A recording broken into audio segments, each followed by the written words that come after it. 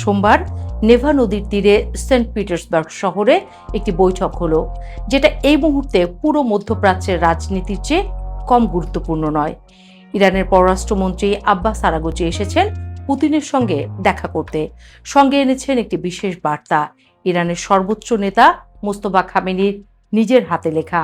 পাকিস্তান থেকে Oman, Oman থেকে আবার পাকিস্তান হয়ে রাশিয়া, কূটনীতির এই দীর্ঘ মাঠে ক্লান্তিহীনভাবে ছুটছেন আরাগচি। কিন্তু এই ছোটাছুটির মধ্যে সবচেয়ে জরুরি গন্তব্য হলো মস্কো।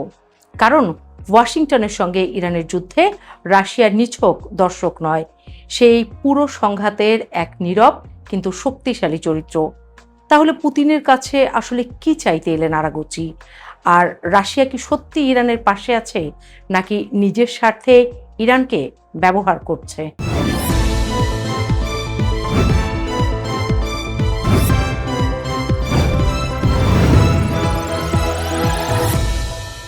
যুদ্ধ শুরুর পর থেকে আরাগচি থামেননি এক মুহূর্ত।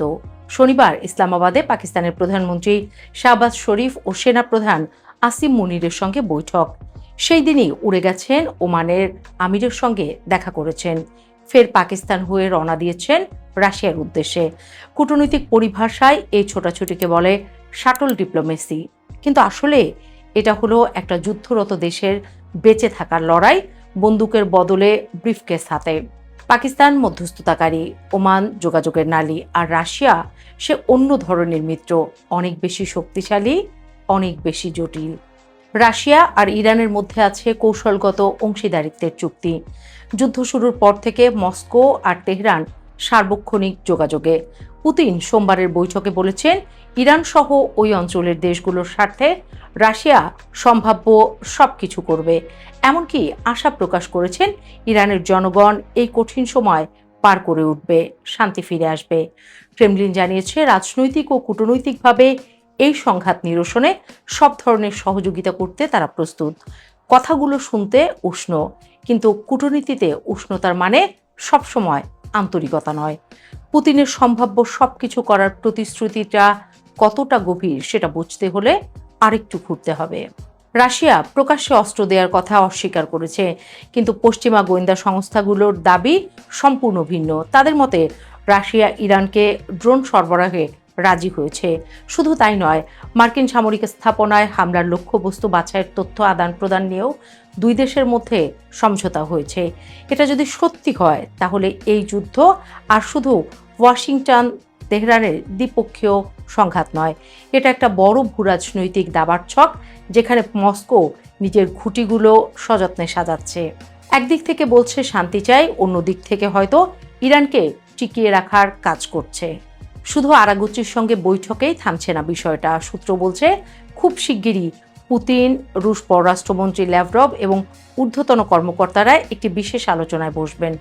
ওয়াশিংটন আর তেহরানের মধ্যে চলতে থাকা যুদ্ধবিরতি আলোচনার হালচাল পর্যালোচনা করবেন তারা।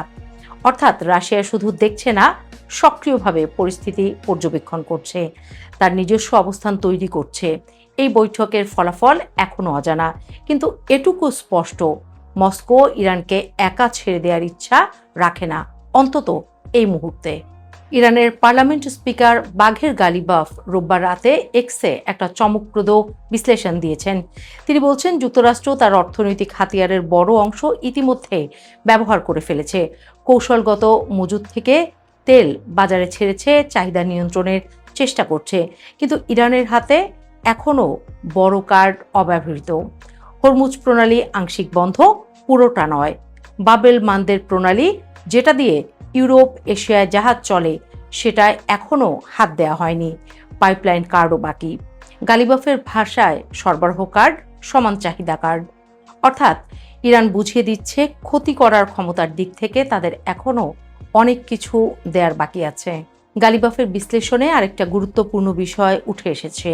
আমেরিকায় গ্রীষ্মকালীন ছুটির মৌসুম আসছে, এই সময়ে জ্বালানির চাহিদা বাড়ে। ইরান যদি হরমুজ পুরোপুরি বন্ধ করে দেয় বা বাবেল মান্দেব অচল করে দেয়, তাহলে দেশের তেলের দাম লাফিয়ে উঠবে। সাধারণ মার্কিনীর পকেটে সরাসরি আঘাত, ট্রাম্পের জনপ্রিয়তায় আঘাত। ইরান শুধু যুদ্ধের ময়দানে নয়, অর্থনৈতিক ক্যালেন্ডারের হিসেবেও দর কষাকষি করছে। যন্ত্রণা সহ্য করতে থাকো, কিন্তু প্রতিপক্ষের জন্য ব্যথাটা আরও বড় করার হুমকিটা বাঁচিয়ে রাখো। এটাই আসলে ইরানের আসল কৌশল। বৈঠকের পর আরাগুচি যা বললেন সেটা কূটনৈতিক ভাষায় অনেক কিছু বলে দেয়। তিনি জানালেন, পুরো ইরান বিশ্বকে প্রমাণ করে দিয়েছে যে রাশিয়ান ফেডারেশনের মতো ভালো বন্ধু তার পাশে আছে। রাশিয়ার দৃঢ় ও অটল অবস্থানের জন্য আন্তরিক কৃতজ্ঞতা জানিয়েছেন, কিন্তু একই নিঃশ্বাসে স্পষ্ট করে দিয়েছে যুক্তরাষ্ট্রের বিরুদ্ধে ইরানের লড়াই অব্যাহত থাকবে। অর্থাৎ মস্কোতে এসে শান্তির পায়রা ওড়াতে আসেননি আরাগুচি, এসেছেন মিত্রের সমর্থন পাকাপোক্ত করতে আর বিশ্বকে বার্তা দিতে যে ইরান একা নয়। এখানেই সবচেয়ে বড় প্রশ্নটা আটকে আছে। রাশিয়া বলছে কূটনৈতিক সমাধান চায়, শান্তির পথ খুঁজছে, কিন্তু ইরানকে যদি টিকিয়ে রাখা যায় তাহলে ওয়াশিংটনের মনোযোগ মধ্যপ্রাচ্যে আটকে থাকে। রাশিয়ার জন্য সেটা মোটেই অসুবিধার নয়। ইউক্রেন যুদ্ধে যখন পশ্চিম রাশিয়াকে চাপে রাখছে, তখন মধ্যপ্রাচ্যে আমেরিকাকে ব্যস্ত রেখে দেয়াটা মস্কোর কৌশলগত স্বার্থের সঙ্গে চমৎকারভাবে মিলে যায়। পুতিন কি তাহলে সত্যিকারের শান্তি চান, নাকি চান দীর্ঘস্থায়ী অস্থিরতা, তবে নিয়ন্ত্রিত হিসেবেই? এই প্রশ্নের উত্তর সেন্ট পিটার্সবার্গের বৈঠকে হয়নি। বলা যায় এই প্রশ্নটা এড়িয়েই বৈঠক শেষ হয়েছে। আরাগুচি মস্কো থেকে ফিরে যাবেন। পুতিন আর ল্যাভরভ নিজেদের মধ্যে আলোচনায় বসবেন। ওয়াশিংটন আর তেহরানের যুদ্ধবিরতি কতদিন থাকবে কেউ জানে না।